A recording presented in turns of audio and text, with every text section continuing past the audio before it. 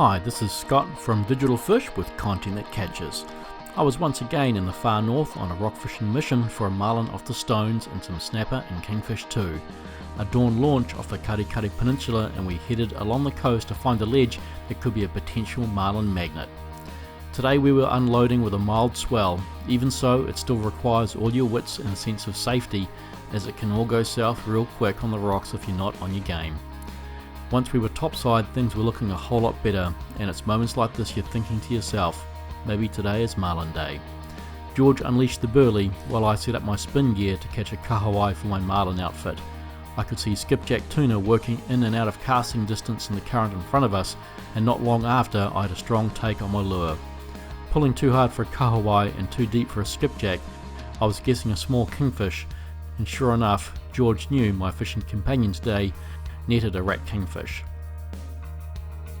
The lure wasn't getting hit, so I reverted to bait and burley to try and catch a kahawai. The swell wasn't too bad, but there was a bit of lift that you had to watch out for while fishing the edge. We'd seen a good snapper prowling the burley trail and I hooked him on a piece of pilchard. He gave lots of resistance but couldn't shake the hook, and George again put the net under the fish and hauled him out of the suds for me. Retreating up the rocks, I scrambled for high ground as this wave hit, but still got surprisingly wet.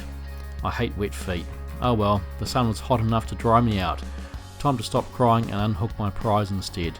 About 4 to 5 kilos or 10 pounds of prime Northland snapper. Back to the business of catching a kahawai, and I managed a perfect sized fish, but it was bleeding, so I had to try again unfortunately, as bleeding kahawai don't last very long.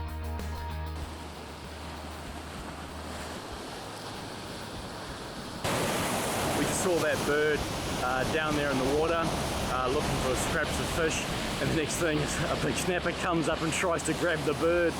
Amazing, I've never seen that before. But yeah, the snapper missed, but he was there and he was going for the bird. I was on again. This felt like a twin snapper to the first one I'd landed, around 4 to 5 kilos. I was using 15 kilo mono on my stickbait rod, and it was handling bait fishing duties just fine. George was getting lots of practice and netting the fish like a pro now. I was afraid he would start charging me soon for the service. Pulling out the snapper, it looked like the first one, hefty, red, and a good eating size. Man, I love fishing in Northland. The day was looking pretty awesome with fish life everywhere.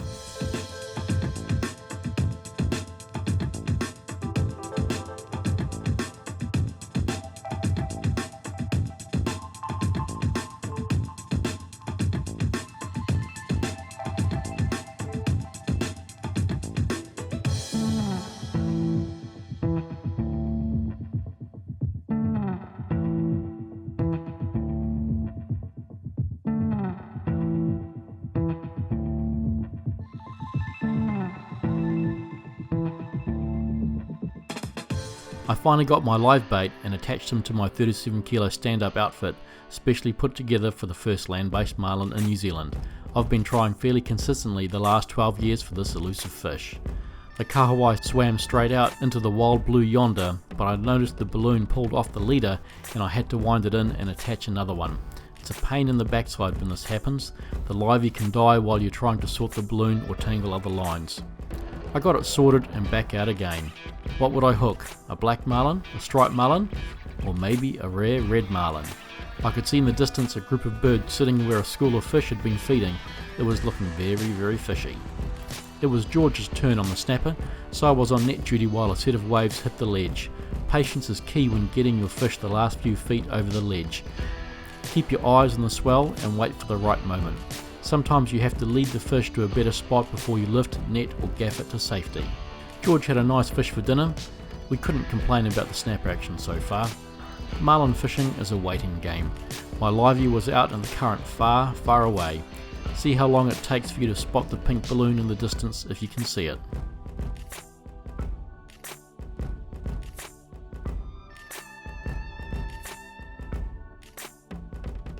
My 50 wide growled as something ate the kahawai. It was a fast but short take. The line got ripped off the reel but then went quiet.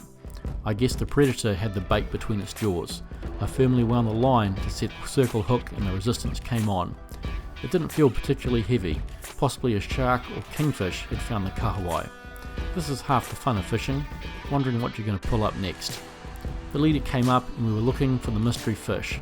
A flash of red in the wash got me thinking, a red marlin off the rocks? And then it showed itself. I couldn't believe what had scoffed my 1.5 kilo kahawai 100 metres off the rocks in about 40 metres of water. A large hungry snapper had attacked my kahawai, and there was a circle hook in the corner of its jaw. It looked pretty fat and healthy. I suppose you would be if all you ate was whole kahawai.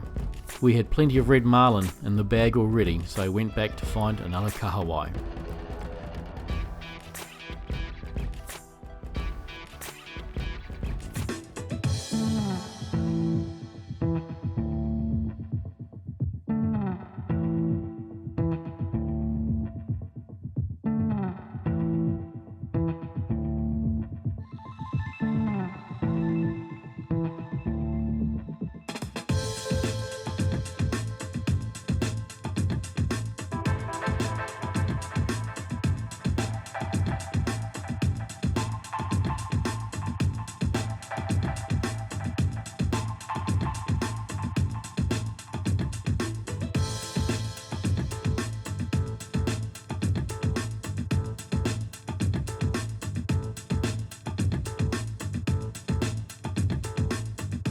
George shouted at me from the back ledge. He'd seen a kingfish around his livey, so I scrambled to see if he wanted a stickbait.